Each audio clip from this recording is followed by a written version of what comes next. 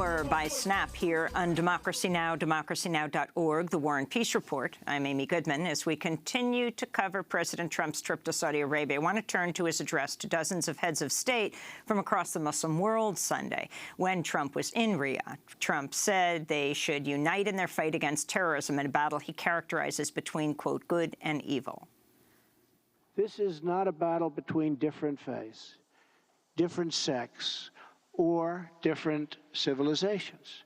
This is a battle between barbaric criminals who seek to obliterate human life and decent people, all in the name of religion.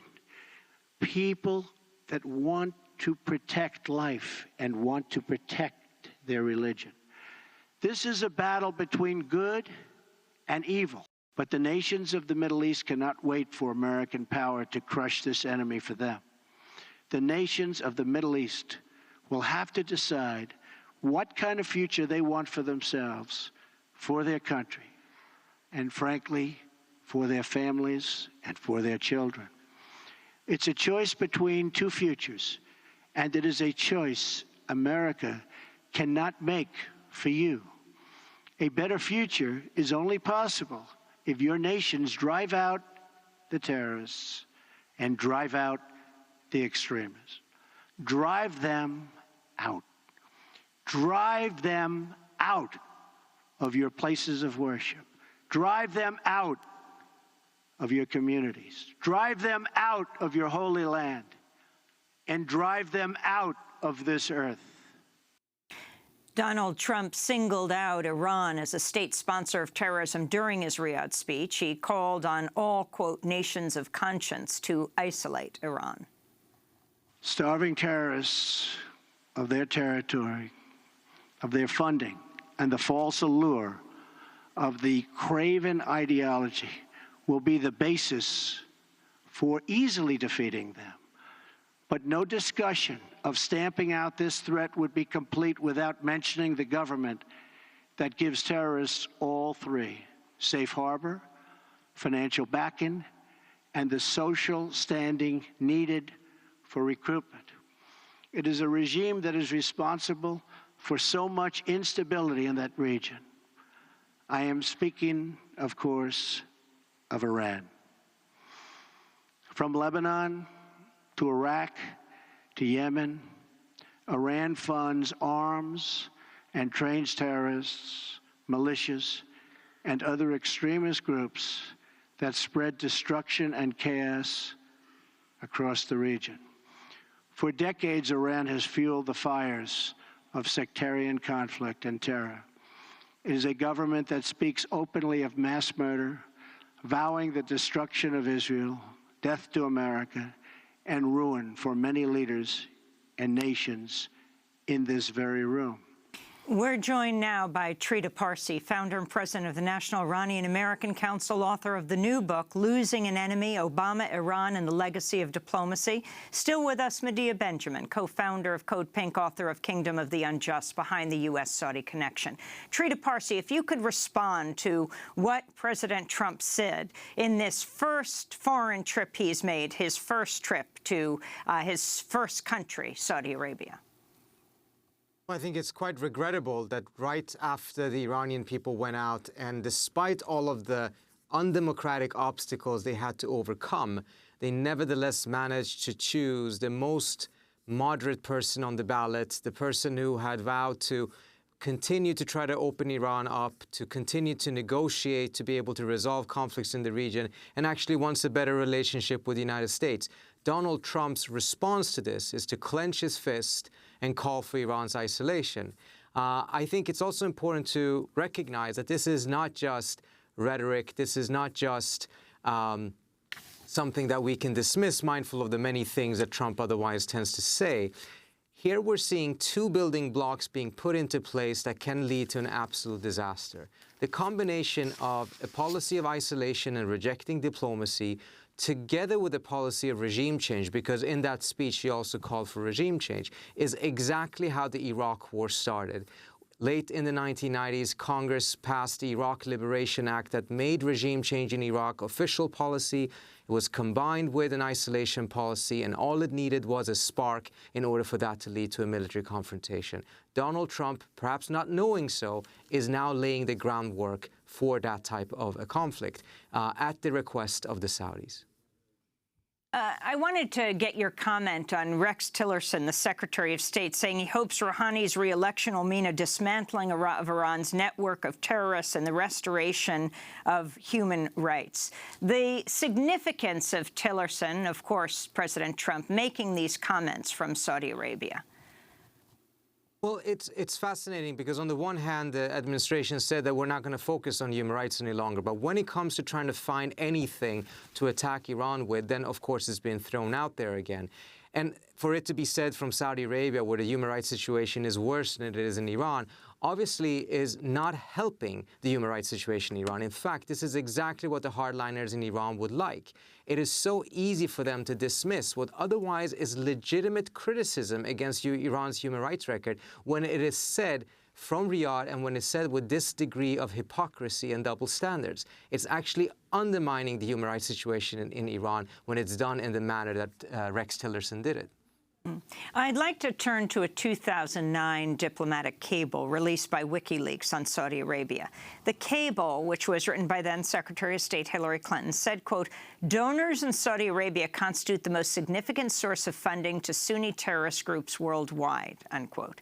The cable went on to urge senior U.S. government officials to, quote, "encourage the Saudi government to take more steps to stem the flow of funds from Saudi Arabia-based sources to terrorists and extremists worldwide." Trita Parsi. Well, this trip is not about fighting terrorism. If it was, we would have actually seen much, much firmer position by the United States against these funders in Saudi Arabia, who actually also provided the seed funding for ISIS. Instead, all of the focus is on Iran. Why is that? Well, the reason for this is, beyond the fact that the Trump administration is securing these arms deals, is that there are elements in the Trump administration and certainly people in Saudi Arabia and in Israel who want the United States to once again adopt a position of hard hegemony in the Middle East. They want the United States to be completely responsible for the security of the Middle East, meaning that the United States will have to uphold it and pay for it through its own treasure and blood, which would obviously then benefit Israel and Saudi Arabia and some of those states that are allied with them. This puts the United States in direct confrontation with Iran, who opposes American hegemony in the region. The question that is not being asked in Washington, D.C. is, if one were to assume that there is such a thing as a benefit of hegemony, what is the benefit of hegemony for the United States in a region this chaotic? What is the benefit of being responsible for the security of the Middle East when it is in such chaos? And what would the cost of that be? Those questions are not being asked. All the focus tends to be how many potential jobs $300 billion of arms sales will provide. $300 billion of arms sales will only lead to further destabilizing the region, which then the United States would be responsible for. The cost-benefit analysis of this makes absolutely no sense, but the question is hardly discussed.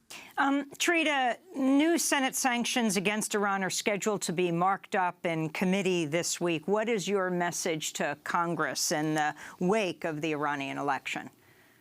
Well, as the Senate bill stands right now, it actually is a violation of the JCPOA, the Iran nuclear deal from 2015. And I think it would be highly problematic if members of Congress, particularly on the Democratic side, vote for this, arguing that this is not a deal breaker and something that would violate the JCPOA, and then in combination with what Trump is doing right now, further would put us on a path towards a military confrontation with Iran. They don't have the ability to say, well, we didn't think this would lead to this, as they could have said when they voted in favor of the Iraq Liberation Act, or later on when they voted in favor of the Iraq War. It's very clear what this bill will do as it stands right now. And I think the message to Congress from the American people has to be absolutely clear. They supported the nuclear deal. In fact, the nuclear deal is now more popular amongst the American public than it was 2 years ago, because they've seen that it actually works. And it would be a disaster if Congress, and particularly if Democrats who fought so hard to save this deal, now actually pull the trigger and kill it. And the people's response in Iran to the election of Rouhani, what you think this means? Well, Iran is now one of the very few countries, certainly in the region, perhaps beyond the region, in which the population 3 times in a row have voted in the most moderate person that existed on the ballot. Very few countries in the region can say this. In fact, if you take a look at Israel, for instance, last time the moderates won a landslide in Israel was in 1992. And for them to now see the reaction by the United States to this election result, an election result that very much was about continuing the outreach to the West and continuing the outreach to the United States, is deeply disappointing, to say the least. I've spoken to a few people who felt that the jubilant mood after Rouhani's victory suddenly took a turn for the worse once they heard Donald Trump's speech in Riyadh. And Medea Benjamin, the ramping up of tension with Iran, and of course we see it with North Korea as well, and President Trump, not that he was that different from President Obama, or was he, when it came to Saudi Arabia? How many trips did President Obama make to the kingdom? Something like 4 trips. Not only traveled to Saudi Arabia, but authorized 42 different deals totaling $115 billion. But on the other hand, he started at the very end of his 8 years to reconsider, to pull back U.S. support for the Saudi bombing in Yemen, to put a halt on some of those weapons. And now Donald Trump is doing just the opposite. But I want to say, Amy, that the people of the Middle East are desperate for solutions, and the people of the United States don't support continued U.S. involvement in the wars in the Middle East. Donald Trump said he needed a good relationship with Russia to start dealing with the problems in places like Syria. Well, he also needs a good relationship with Iran. So I think our message should be that we need to stop the proxy wars between Saudi Arabia and Iran in the Middle East. We need the countries of the region to all come together, and Donald Trump should be focusing on finding solutions, not inflaming the tensions. Well, Medea Benjamin, I want to thank you for being with us, co-founder of Code Pink, author of Kingdom of the Unjust, Behind the U.S.-Saudi Connection. We'll link to your piece, 10 Reasons Trump Should Not Strengthen U.S.-Saudi Ties. And thank you to Trita Parsi, who is head of the National Iranian American Council, author of Losing an Enemy, Obama, Iran, and the Legacy of Diplomacy, which is out next week. This is Democracy Now! When we come back, you may have seen the video of protesters, not in Turkey, but in Washington, D.C., being beaten by security guards, pummeled, kicked in the face, a number of them hospitalized. Well, we'll talk about what happened and what will happen to the Turkish ambassador. Some are calling for him to be expelled, and the U.S. relationship with Turkey, as it was shown that the Turkish president visiting D.C. at the time, President Erdogan, looked on. Stay with us.